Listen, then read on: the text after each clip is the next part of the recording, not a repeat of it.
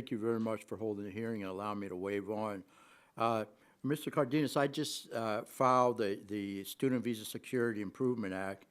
The bill would strengthen the visa background checks with special focus on terror-related activities and improve monitoring of foreign students should they seek, again, to abuse the system and have malicious intent. I welcome you to discuss that with me and possibly co-sponsor that particular bill, because this is an issue we must address.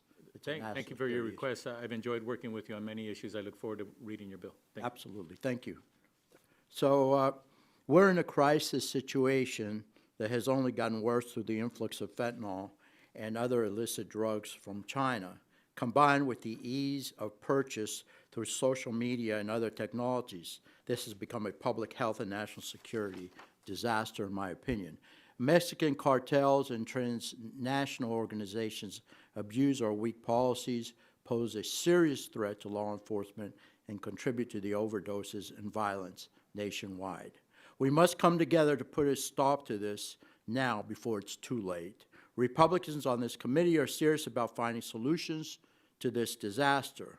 One aspect I focus on in particular is the role of big tech and social media companies in aiding fentanyl and border crisis. I am the subcommittee chairman and have jurisdiction over this issue.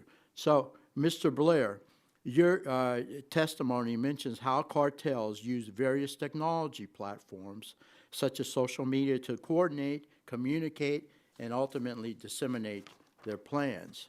What role should big tech companies play in preventing this activity from occurring?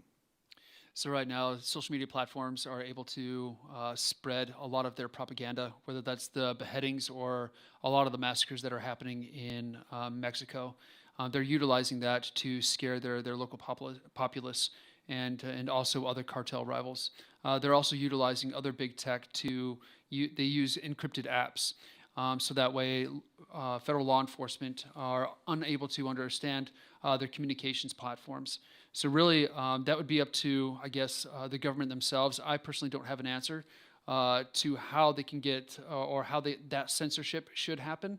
But based off of an open platform, whether that is Twitter, now X, Facebook, all the human trafficking, child trafficking that is done by the cartels, all the beheadings, all of the atrocities that are happening on the cartels that are used for propaganda or for recruiting purposes, and also used for, like on Snapchat, drug trafficking. The fentanyl pills are also being used.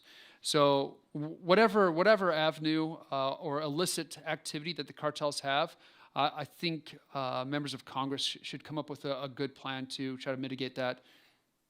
I appreciate it. So you realize and acknowledge that this is a serious issue and it must be addressed. Yes, sir, it's a serious issue. All right, thank you very much. I appreciate it. I'm going to yield back. I'm going to stick to the 3 minutes because I waved on.